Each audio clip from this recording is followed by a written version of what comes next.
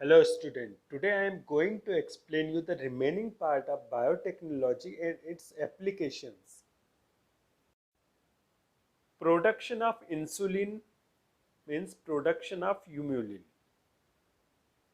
इसमें कई स्टेप्स है. पहला है RNA extracted from beta cells of islands of Langerhans of pancreas of animals. Animals का जो पेनक्रियाज होता है उसमें आइलेट्स ऑफ लैंगरहैंस होते हैं जिसकी बीटा सेल्स से आरएनए को अलग किया जाता है. Second step single strand complementary DNA form by mRNA help with the reverse transcriptase enzyme. जो एमआरएनए आपने निकाला है उसके ऊपर कॉम्प्लीमेंट्री डीएनए को फॉर्म किया जाता है एक एंजाइम की हेल्प से. उस एंजाइम को कहते हैं रिवर्स ट्रांसक्रिप्टेज एंजाइम.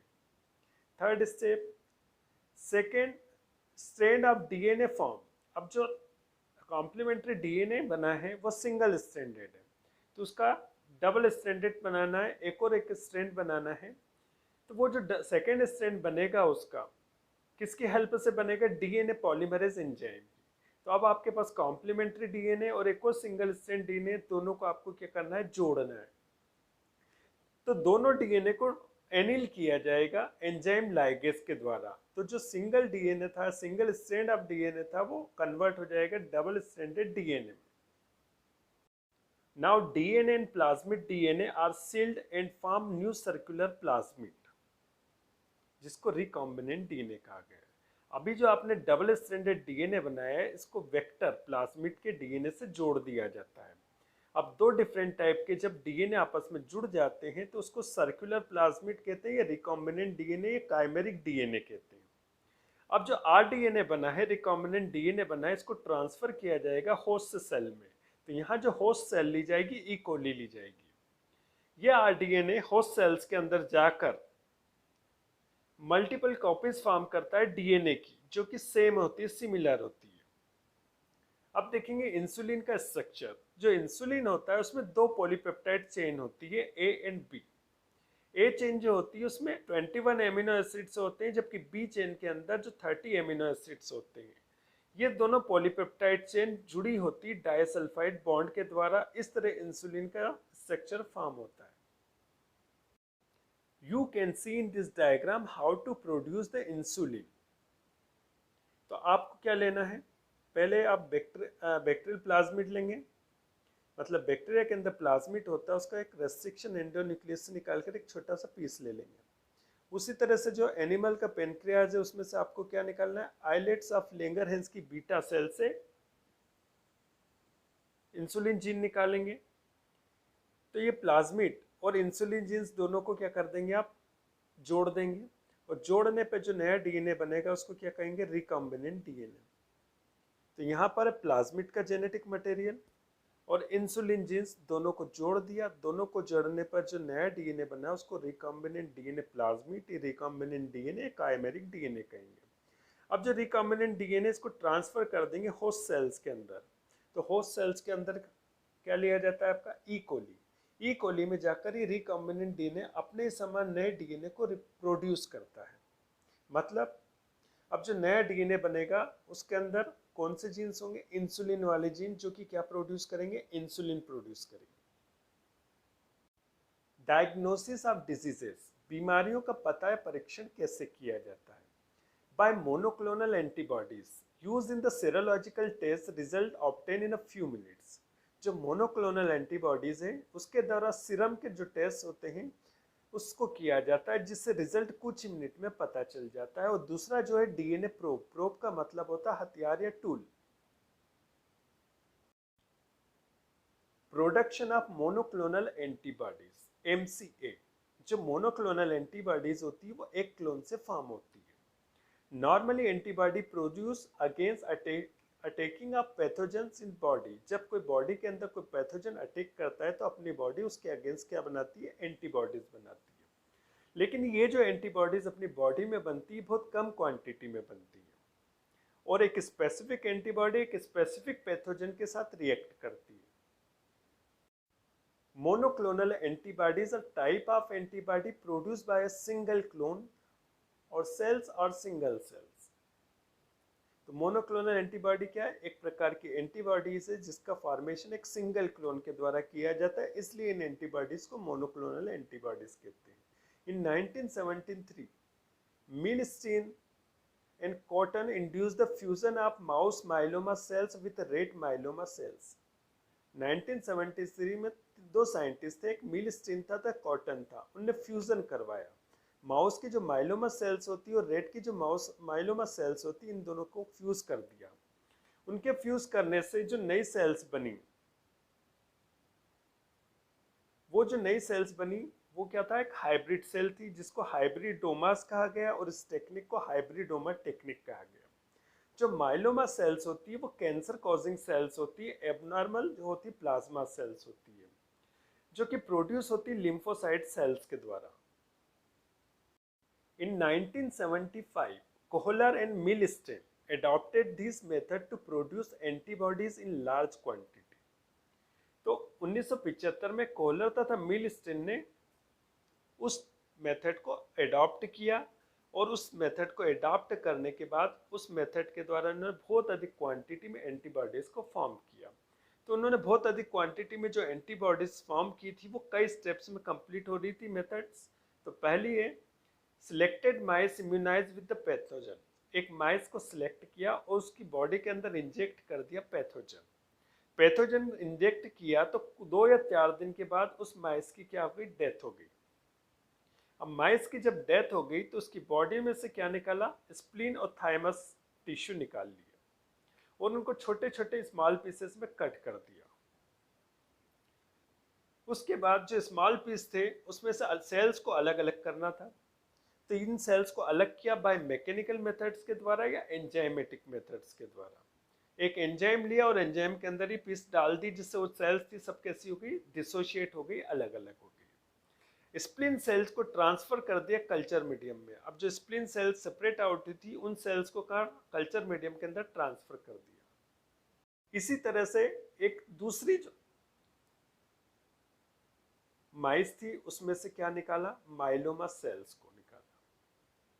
तो ये माइलोमा सेल्स जो निकाली थी दूसरी माइस से सर्जरी करके निकाली थी। उसके बाद जो माइलोमा सेल्स निकाली उन्होंने, उसके बाद उस सेल्स को डिसोशिएट किया, मतलब एंजाइम के अंदर डाल दिया, जिससे उस छोटा सा पीस था जो उसमें से सभी सेल्स अलग अलग हो गई। पहले वाले माइस से क्या निकाला था? स्प्लिनोसाइट सेल्स, और दूसरे वाले माइस से क्या निकाला उन्होंने? Myeloma sales. इन दोनों को मिक्स कर दिया। किसके अंदर मिक्स किया? पैक के अंदर, पॉलीइथाइलिन ग्लाइकॉल के अंदर, जो कि फ्यूसोजेंस होता है, जो वर्क करेगा, इंड्यूस करेगा इन दोनों सेल्स को जोड़ने का। तो पैक के अंदर इन दोनों सेल्स को क्या कर दिया? डाल दिया। उसके बाद उस पैक को शेक कर दिया। पैक फ्यूसोजेंस की तरफ वर्क करता है, जिससे दोनों सेल्स को क्या कर दिया? उन्होंने जोड़ने का काम करा। तो दोनों सेल्स जब जुड़ गई, अटैच हो गई, फ्यूज हो गई, तो उसके द्वारा नई सेल्स बनी जिसको हाइब्रिडोमास कहा। अब जो पूरा का पूरा कल्चर था उसको दूसरे कल्चर मीडियम में ट्रांसफर कर दिया। ऐसे कल्चर मीडियम में ट्रांसफर किया जिसमें न्यूट्रिएंट की डेफिशिएंसी होती है, और जो माइलोमा सेल्स होते हैं अगर इनको न्यूट्रिएंट नहीं मिलते हैं तो इनकी क्या हो जाती है? डेथ हो जाती है। तो पूरा जो कल्चर मीडियम था उसको ऐसे पूरा जो कल्चर था उसको ऐसे मीडियम में ट्रांसफर कर दिया जहां पर न्यूट्रिएंट की क्या थी? कमी थी। अब न्यूट्रिएंट की कमी होने के कारण क्या हुआ कि जो फ्यूज सेल थी वो तो सरवाइव कर रही थी, लेकिन जो अनफ्यूज माइलोमा सेल्स थी उनको न्यूट्रिएंट ना मिला, जिसके कारण उनकी क्या हो गई? डेथ हो गई। अब उस कल्चर में क्या बचा? केवल हाइब्रिडोमा सेल बनी, हाइब्रिडोमा सेल्स बची जो कि सरवाइव कर रही थी। You can see in this diagram how to produce the hybridoma cells. तो आपको 2 माइस लेना है। पहली जो माइस आप लेंगे इसमें के अंदर क्या इंजेक्ट करना? पैथोजन। जब पैथोजन इंजेक्ट करेंगे तो उसके अंदर क्या होगा? वो डिजीज कॉज करेंगे पैथोजन, और 2 या 4 दिन के बाद उस माइस की डेथ हो जाएगी। अब उस माइस के अंदर से आपको क्या निकालना है? स्प्लिन निकालना है, और स्प्लिन निकालने के बाद उसको छोटे छोटे टुकड़ों में काट देना है, और ये छोटे छोटे टुकड़े के एंजाइम के अंदर डालना है, जिससे उसके अंदर जितनी भी सेल्स है सब अलग हो जाएगी। यहाँ पर एक दूसरा और माइस लेना है, उसके अंदर से आपको सर्जरी के द्वारा कौन सी सेल निकालनी है? Myeloma cell. अब इन माइलोसोमल सेल्स को भी डिसोशिएट करना है तो एंजाइम के अंदर डालेंगे, जिससे ये सब सेल्स क्या हो जाएगी, अलग अलग हो जाएगी। अब एक सेल्स आपको स्प्लिनोसाइट मिली और एक सेल्स आपको क्या मिली है, माइलोमस सेल्स। इन दोनों सेल्स को एक बीकर के अंदर क्या लेना है आपको, पैक पॉलीइथाइलिन ग्लाइकोल, और ये सेल उसके अंदर डाल के शेक कर देना है। जो पैग होता है फ्यूसोजेंस होता है। फ्यूसोजेंस का मतलब होता है कि दो अलग अलग सेल्स होती है, उनको जोड़ने का काम करेगा। तो फ्यूसोजेंस की प्रेजेंस में स्प्लिनोसाइट सेल्स तथा माइलोमा सेल्स दोनों फ्यूज हो जाएगी, फ्यूज होकर हाइब्रिड सेल्स फॉर्म करेगी, जिसको हाइब्रिडोमा कहते हैं। अब हाइब्रिडोमा फॉर्म हो गई, लेकिन कुछ सेल्स अनफ्यूज रह जाती हैं। अब इस पूरे कल्चर को कहाँ ट्रांसफर कर दिया, दूसरे कल्चर मीडियम में। दूसरे कल्चर मीडियम के अंदर न्यूट्रिएंट की क्वांटिटी न के बराबर होती है, लेकिन जो माइलोमा सेल्स होती है उसी कल्चर मीडियम में ग्रो करती, सर्वाइव करती, जहाँ पर न्यूट्रिएंट की क्वांटिटी ज़्यादा होती है। अब दूसरे कल्चर मीडियम में जैसे ही इंटायर कल्चर को ट्रांसफर किया तो जो अनफ्यूज माइलोमा सेल्स थी उनकी डेथ हो गई। अब बची इस कल्चर में कौन सी सेल्स, माइलोमा सेल्स। अब इन माइलोमा सेल्स का क्या कर दिया उनने, मल्टीप्लिकेशन किया, तो बहुत सारी क्या मिल गई आपको, हाइब्रिडोमा सेल्स मिली। Applications of monoclonal antibodies. तो मोनोक्लोनल एंटीबॉडीज को कहाँ का यूज किया जाता है, इसका यूज किया जाता है डायग्नोस्टिक टूल के रूप में, बीमारियों का पता लगाने में, और जो इन्फेक्टियस डिसीज होती है, फैलने वाली जो डिजीज होती है, उसके नेचर का पता लगाने में। इसके अलावा कैंसर और रूमेटिक डिजीज को भी ट्रीट करने में इसका यूज किया जाता है। They are use as a research tool, कुछ नई रिसर्च करने में भी इसका यूज किया जाता है। Gene therapy. Gene therapy is the insertion of gene into an individual cells और टिश्यू। किसी पर्टिकुलर सेल या टिश्यू के अंदर दूसरे जीन्स को क्या करना है, इंसर्ट कर देना है, जोड़ देना है।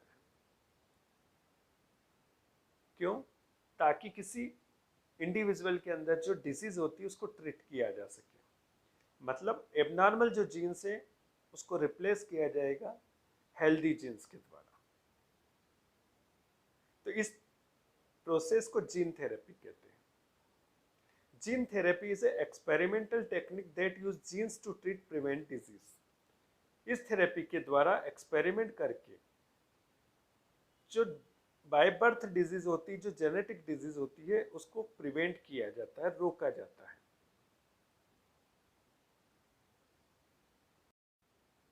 Somatic cell gene therapy, SCGT। अपनी बॉडी में 2 टाइप्स की सेल्स होती है।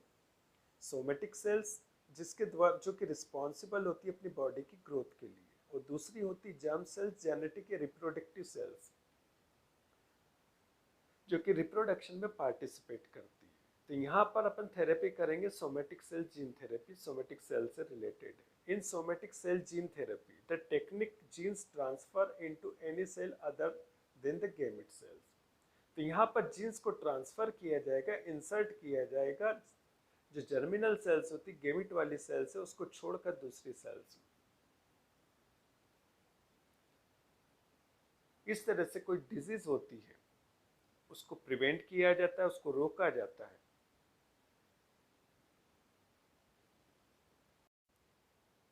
Germline gene therapy, GGT। Germline मतलब रिप्रोडक्टिव सेल्स। तो यहाँ जो रिप्रोडक्टिव सेल्स होती हैं उसके अंदर जो नॉन फंक्शनल जीन्स होते हैं उनको रिप्लेस किया जाएगा फंक्शनल जीन्स के द्वारा, ताकि वो जो सेल्स होती है वो नॉर्मल वर्क कर सकें, रिप्रोडक्शन की प्रोसेस में पार्टिसिपेट करें, और रिप्रोडक्टिव सिस्टम से रिलेटेड जो डिजीज होती है उसको प्रिवेंट किया जा सकता है, क्योर किया जा सकता है जर्म लाइन्स जीन थेरेपी के द्वारा।